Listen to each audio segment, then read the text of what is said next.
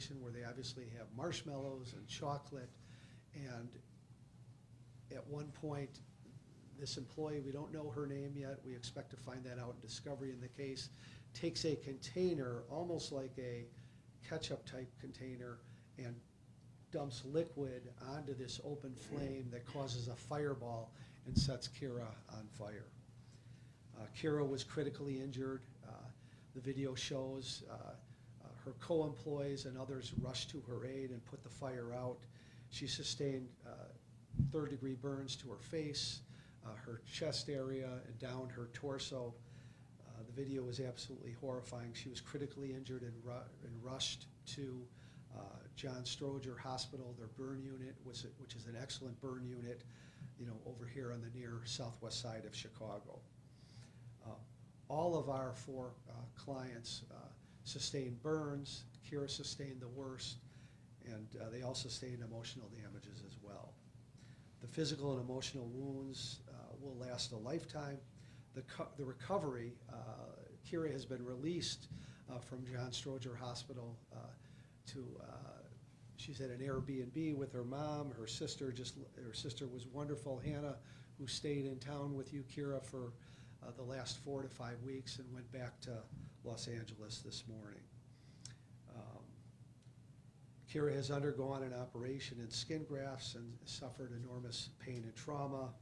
We're 5 weeks into this, and her employer, Naveen, has been wonderful. Kira's looking forward to getting back to her life. She lives she had an apartment in Manhattan and just moved to an apartment in Brooklyn. You haven't seen your new apartment yet, Kira. No, not yet. But her life has been incredibly disrupted. As I said, the complaints named the restaurant's management company, Mavericks Hotels and Restaurants LLC, and the general manager, Laurent Boisdron, as defendants in the lawsuits alleging negligence. This tragedy was preventable and never should have occurred. We will find out in discovery why this employee took this container of accelerant. We don't know what the accelerant was. Was it alcohol? Was it gasoline or something similar? But when you see on the video, this caused an intense fireball that erupted and burned Kira and our other clients. It's clear negligence as well as a disregard for the safety of the guests. We'll find out if this employee was properly trained. I think what we'll probably find out is that she was not properly trained to work around an open flame, which is inherently dangerous in and of itself, but then to put accelerant on it increased the risk of harm exponentially. So we're looking forward to pursue this lawsuit and find out the name of this individual that poured the accelerant on the open flame and move this case forward towards trial. I would open it up for questions if anyone has questions. Yeah, did you want to say anything just about, obviously you can see your burns here, and it's been over a month, right, since this happened. So I guess, I know it's been very painful, but just describe what this past month has been like trying to heal from this tragic situation.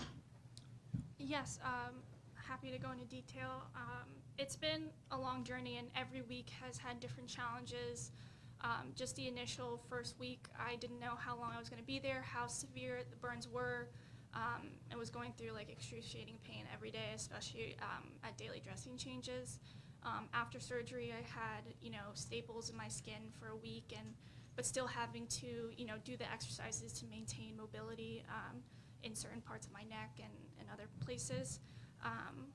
And just in general, I have grafts on my inner thighs, which that skin to begin with is very thin, so they had to graft that. And even just when I was getting out of the hospital bed and turning to my side to get out of bed, it was really painful there. So I'm very happy that I was able to get discharged after 3 weeks, but I don't think anyone could have prepared me for what this long journey ahead is going to be. I started occupational therapy for my hands as well as physical therapy for my neck, and just like regaining strength and stamina. And each appointment, it just becomes incredibly frustrating. And I was in bed for 2 weeks. I was so nauseous from the pain medication, I couldn't really walk around that, a lot of my muscle atrophied, and it's been, such a struggle to kind of build that back. So, again, there's a lot that happen every single day, every single week, but that's kind of just like an overview. It sounds like intense recovery. Were you working with that company that was holding the private work event, or why were you there?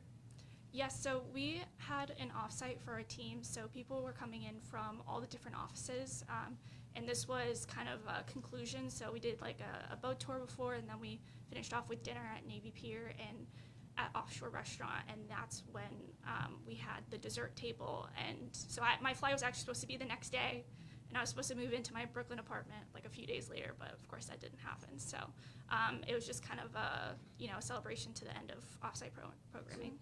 So, tell us a little bit, if you don't mind, about your personal life, because you talked about what a major disruption this has been. Tell us how it's disrupted your life. Yeah, so for starters, which I think has been the hardest for me, is I'm an incredibly active person, prior to the incident. I like to work out 4 to 5 days a week. My favorite activity is, hot yoga and hot Pilates at Spirit Lab in New York. So having them say I can't do any type of heated workout for probably months until I'm cleared was difficult, because that's a big part of my community in New York. I'd say in terms of my professional life, I had just started this job about a few weeks before the accident, so not ideal to get set on fire in front of your coworkers, especially being exposed like that. When I was laying down on the ground, there was, a lot of pain. So when the 3rd-degree burns happen, they burn through your nerves, so you kind of don't feel the pain there, but I felt a lot of pain where there was, superficial and 2nd degree. So when I was on the ground, I was having to ask them to kind of, take off my pants, cut off my underwear, because there was just so much pain in that inner thigh area. So, I felt incredibly embarrassed, which I know is not their concern. They're worried about me, but, there's a lot of anxiety coming back. I know that everyone at my firm has been incredibly supportive, and I'm really lucky, which is part of the reason why I chose to join that firm. But, as a young professional, you want to make it on your own and not, get any kind of extra help. And so I just don't want to be treated differently, and I'm kind of worried about that. Or that's a concern of mine, going back to work. So, yeah. And then last thing is I will be trying to move from all my stuff in Jersey to my Brooklyn apartment. So that's going to be a challenge. I can barely lift certain things. It's been really hard to gain back my strength. So, like everything, I've kind of had to ask for help, and I'm not one to really rely on. I like to be very independent, and I do a lot in one day, and it's just completely like put everything on hold, every aspect of my life. So, Changing. yeah. Kira, what do you think has gotten you through the last month, and then what ultimately do you hope comes out of this lawsuit for you? Yeah, I think what has come through for me, so I moved to New York about 2 years ago for an investment banking job, so that was incredibly difficult, but I also, made a great community there, and I've also just made a lot of friends in general in New York, coming from University of Missouri, middle of Missouri. Not a lot of people from New York, Missouri end up in New York. So I kind of started from scratch. So having this accident happen and having like just an overwhelming amount of responses from, friends in the city and family, and just knowing, kind of affirming how, strong that support system is in New York has really alleviated fears about me coming back. I think, my sister has kind of been my rock. Even as a patient who is going through severe pain, you're still expected to advocate for yourself to a certain extent. So having her there helping manage some of like the administrative things has been incredibly helpful. And overall as well, having, my coworkers and my team just constantly checking in on me, so I feel the love all around, which I'm incredibly appreciative for, has been super helpful. And then I think out of this lawsuit, I think the kind of pain and suffering, which I'm still processing myself, it's not the actual incident itself that, because we've talked about it a million times, that's traumatizing for me. It's kind of everything afterwards, like the pain and suffering, and the continued suffering for me. So I guess kind of getting some compensation for that, as well as just getting some answers of, you know, why did this happen, and, you know, how can this be avoided? And, you know, I think I agreed to do this media day because I also want people to be aware that, you know, fire safety, and, you know, you can't put accelerator on an open flame no matter what. So I'm just hoping to kind of educate people as well as bring awareness and hopefully get some help for me. Depending on how the scars heal, I might be eligible for maybe some plastic surgery to help kind of minimize what the chest scars are going to look like, as well as the inner thigh grafts, which would be great. So. Mr. Kavanaugh, what would you say to other restaurants that do this kind of thing, have open flames? What kind of precautions should they be taking? Well, you know, there's some best practices out there, right? If you're going to have an open flame at one of your restaurants, you better train your employees correctly. We're going to find out if that happened. I suspect it did not. And hopefully what comes out of this, as Kira just said, is that an understanding that you better do your job and follow the best safety practices.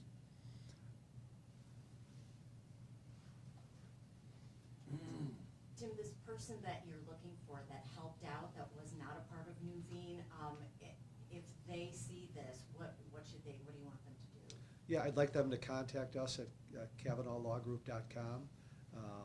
Our phone number is 312-425-1900. Maybe Kira can speak to that. I mean, there was a gentleman that came from the public area, right, on the other side of the bar. You believe he was ex-military, perhaps? Yes, you know, after my coworkers kind of got once you get set on fire, everything on you feels really hot. So once we kind of got all the things out of my pockets, took off my belt, those types of things, there was a man who just kind of appeared in my face, and he was trying to, you know, really explain to me, you know, keep breathing, stay calm, as a way to not think about the burns until the ambulance arrived. Which I think was extremely helpful, and it was nice to kind of just focus on one person, and appreciate that direction, and you know, would love to say thank you. So you're looking for the good Samaritan. Yeah.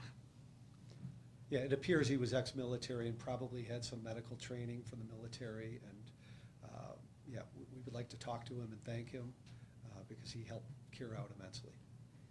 I know it happened so quickly, but when you look at that video now, what do you think when you actually see it? Well, when I first saw it, I felt incredibly grateful that I even had any hair on my head afterwards, and just also good to see, you know, how many people came to help, as well as kind of answering these questions that I kept asking myself. I was like sitting in that hospital bed, was like, could I have put the flame out sooner, or, you know, what exactly happened? Just kind of clarifying details for me, and yeah, just also explaining that I thought when I initially got set on fire that because I was wearing a shirt that's, I guess, more flammable material, that it just went up and just happened to caught fire, but it really like engulfed me. Like it went up and it also went behind me. So like there was nothing that I could have done in that moment to not get set on fire. So I think that really put things at a little bit at ease for me, even though it was hard to see the video. Just answering a lot of questions that I just kept asking myself when I was in the hospital. So. Does everybody have what they need? Is there anything more you'd like to say, Tim or Mike or Kira? Yeah, I don't think so. I mean, we've served the defendants in the case. We're going to be in front of Judge Otto on December 17th at a status hearing.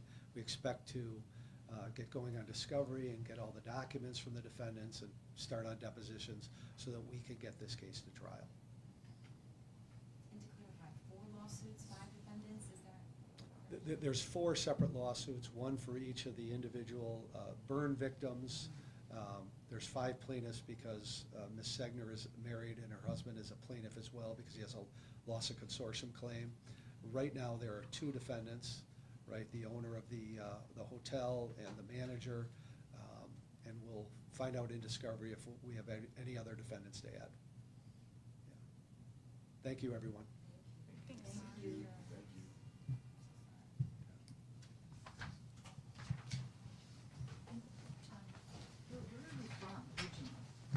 So I grew up in Bethlehem, Pennsylvania, but I moved to Peoria, Illinois in high school. And then I attended university at University of Missouri. So you went from Peoria to Missouri? Yes. And to then school, and then New York. and then New York. Right, you are. That's for sure. So she's had the Eagles to cheer for, right, because she's from Philadelphia. Yeah, and it's the been- Chiefs, right? It's been really In Mizzou. conflicting. Who's your team? Well, I was kind of a bandwagon Chiefs fan. Being at Mizzou, celebrating the Super Bowl, it was surreal. And then now that I'm back on the East Coast, it's kind of changed. So, Giants or Jets? What? probably Giants. Yeah, good call. I actually, this is controversial, but I'm starting to look at the Buffalo I was Bills. gonna say- Yeah. Oh. Yeah. No Bears? You did live in Peoria. Yeah, I don't know. I feel like that time flew by so fast, and I was focused on volleyball the whole time, not kind of being up in Chicago and sports. So I had a lot of other hobbies. Just in high school, yeah. Did it all the time. In Peoria, there's not a ton to do, so yeah. Thank you so much. Thank you, everyone. Thank you. Good job. I'll get out of your way.